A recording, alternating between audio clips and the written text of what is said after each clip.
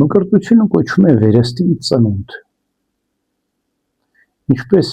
մարմնավոր ծննդյան ժամանակ, այնպես էլ հոգևոր ծննդյան ժամանակ մենք անուն ենք դնում։ Մարդը մարմնով ծնվեց, իրականում հնում առաջին անունը հենց մկրտության ավազանի անունն էր, որովհետև մարդիկ ծնվում էին, 8 օրեկանում տանում էին, մկրտում էին եւ եկեղեցին էր անունը դնում։ Ծխամատյաններում գրանցվում էր, որ այսինչ մարդը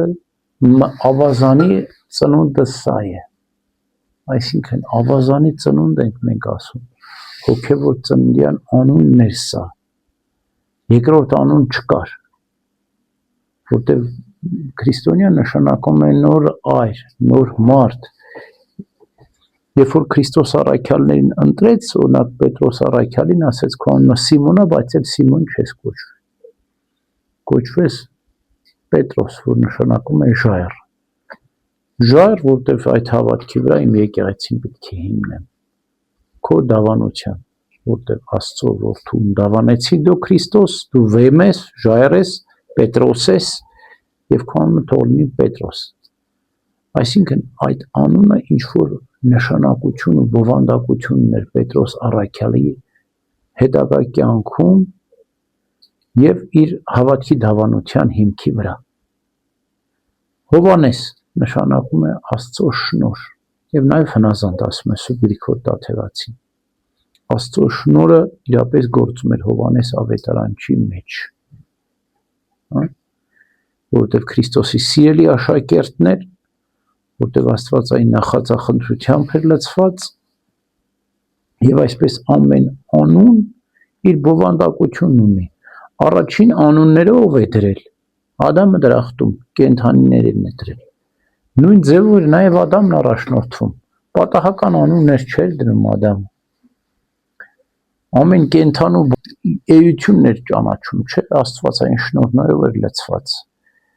Եվ էությունը ճանաչելով անմիջապես անուն էր դնում Ադամը։ Եվ ավանդության համաձայն Ադամից 7-րդը Ենովքը, Ադամից լսում է բոլոր անունները եւ գրում է երկու տախտակների վրա,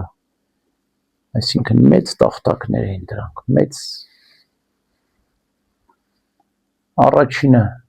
կավից էր, երկրորդը պղնձից էր։ Եվ Ենովքը ինքը մարգարե էր, գիտեր, որ ամբողջ աշխարհում ջրհեղեղ է լինելու, եւ երկրորդ, այսինքն աշխարհը վերանալու է մեկ ջրով, մեկ էլ կրակով։ Եվ որպեսզի Ադամից գրված ստացած անունները չկորչեն, երկու տախտակներ է պատրաստում։ Մեկը պղնձից, որպեսզի եթե ջրհեղեղ լինի, պղինձը մնա։ Մեկը կավից, որովհետեւ եթե կրակ լինի, կավը թրծվի մնա եւ Ադամի անունները չկորչեն։ Այսինքն Ադամը առաջին քահանան էր, որ անուններ դրեց կենդանիներին։ Այդպես էլ այսօր հոգեվորականը անուններ է դնում, որտեղ նոր ծնունդ է, նոր ծննդյան անուն է դնում։ Եվ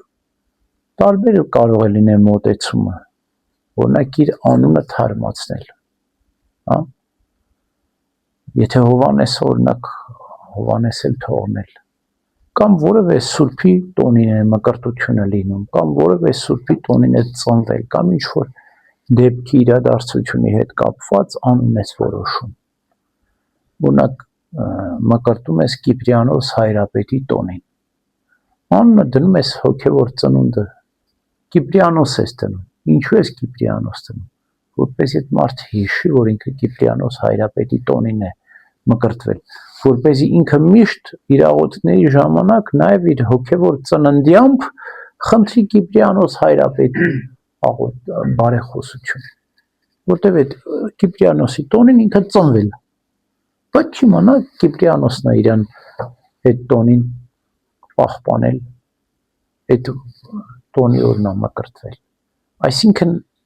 դա մի գեղեցիկ առիթ է, որ յուրաքանչյուր մարդու հոգևոր ծնունդը անվանակոչություն է կոչվում։ Տեսեք մեր Տիրոջ Հիսուս Քրիստոսի ծնունդը մենք հունվարի 6-ին ենք տոնում, Բայց ամեն տարի անխափան հունվարի 13-ին անվանակոչությունն ենք տոնում։ Անվանակոչություն, այսինքն Հիսուս 8 օրեկանում թլպատվեց եւ անունը դրվեց Հիսուս։ Մեր անվանակոչության տոնն էլ մեր մկրտության օրն է։ Մեզ էլ անուն դրեցին մկրտության ժամանակ, թող մեր մկրտության օրը, թե մեր վերստին ծննդյան օրն է, եւ թե մեր անվանակոչության օրն է, եւ մեր հոգեվոր անվան համապատասխան ապրենք։ Ամեն։